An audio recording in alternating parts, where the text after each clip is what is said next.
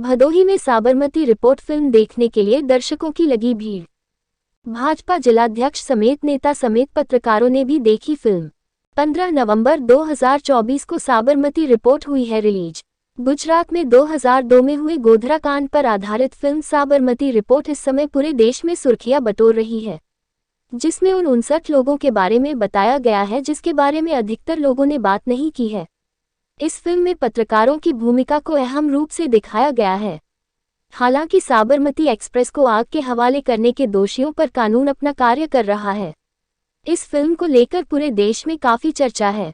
Sabarmati report बीते 15 नवंबर को release हुई।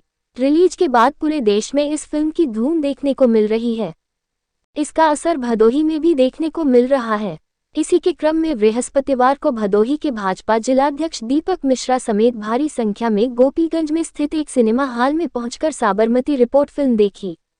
फिल्म के दौरान कुछ लोगों के आंखों में नमी भी देखने को मिली, जहां पर भाजपा जिलाध्यक्ष दीपक मिश्रा, विनय श्रीवास्तव, राजेंद्र दुबे, प्रदीप सिंह, सतीश पांडेय, सौरभ मालवीय, गोवर्धन राय, सपना दुबे, स्नेहलता श्रीवास्तव, सुमन मालवीय, अर्चना पटेल, अर्चना अंबस्त समेत भारी संख्या में लोग मौजूद रहे। और गोधरा में राम सेवकों के ऊपर जो ट्रेन में उनको जलाकर मार दिया गया था, जिसको शुरुआत में षड्यंत्र के तहत एक्सीडेंट का नाम दिया गया था, लेकिन जब नानावटी आयोग और जो जांच कमीशन बैठा उसमें उन्होंने ये सिद्ध हो गया कि ये सोची समझी साजिश थी, षड्यंत्र का हिस्सा था। उसी को बहुत बेहतरीन तरीके से फिल्म में दिखाया गया है। सबसे पहले मैं उसमें जो हमारे कारसेवक, जो हमारे भक्तजन उसमें शहीद हुए, उनकी जान गई, उनके परिवार और उनके लिए मैं विनम्र श्रद्धांजलि व्यक्त करता हूँ। और जिस कृत्य को, इतने घिनौने कृत्य को उन्होंने करने का जो प्रयास किया, वो समाज में रहने के लायक नहीं है। इस तरह की सोच अगर देश में है, ऐसे लोग हैं, ऐसे लोगों के समर्थक हैं, तो बहुत ही शर्म की बात है। और मैं निवेदन करता हूं सभी जनपद वासियों से और भारतवासियों से कि इस फिल्म को जरूर देखें, ताकि उन्हें सच्चाई पता हो। और इस तरह के कहीं पे भी कृत्य के लिए भारत जैसे देश में, जहां सब आपस में मिलकर सभी धर्म समभाव के साथ यहाँ रहते हैं, ऐसी जगह ऐसे कृत्य करने वालों के लिए इस देश में कोई जगह नहीं है। नहीं, देखिए, कोई भी वर्ग हो, जैसे पत्रकार हमारे लोकतंत्र के चौथे स्तंभ हैं, तो कुछ पत्रकार किसी विषय को लेकर गलत न्यूज़ भी देते हैं, लेकिन बहुत अच्छे पत्रकार हैं जो सही तथ्यात्मक सत्य को बाहर भी उजागर करते हैं। तो समाज में हर तरह के लोग हैं। हम सभी को अपनी जिम्मेदारी बहुत ईमानदारी और निष्ठा से निभानी चाहिए, क्योंकि जो भी काम करते हैं वो कहीं न कहीं समाज को प्रभावित करता है, वो देश को प्रभावित करता है। इसलिए हम सभी को अपने अपने कार्य को पूरी ईमानदारी और निष्ठा से करना चाहिए और आने वाली पीढ़ियों को ये शिक्षा भी देना चाहिए कि जो भी दायित्व मिला है, जो भी कार्य मिला है, वो जिस भी प्रोफेशन में है, पूरी ईमानदारी तन्मयता के साथ उस कार्य को करना चाहिए। किसी प्रकार से भड़काने नहीं, यह फिल्म सत्य को जानने का है।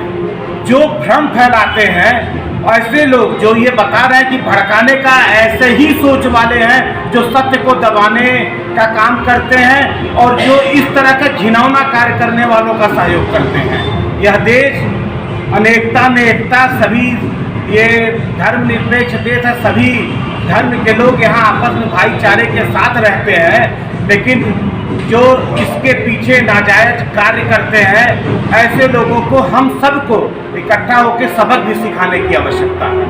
रिपोर्ट यह आज मूवी के माध्यम से हम सबके साथ पूरे भारत देश को जो गोधरा कांड की सत्यता थी वह निखर कर आया, वह सामने आया और सत्यता सामने आई। फिल्म देखते हुए आभास हुआ कि किस तरह से 59 लोगों के जो प्राण गए होंगे और कितने लोग जले होंगे, और कुछ उसमें से जिनका पता ही नहीं चल पाया कि वो कौन थे।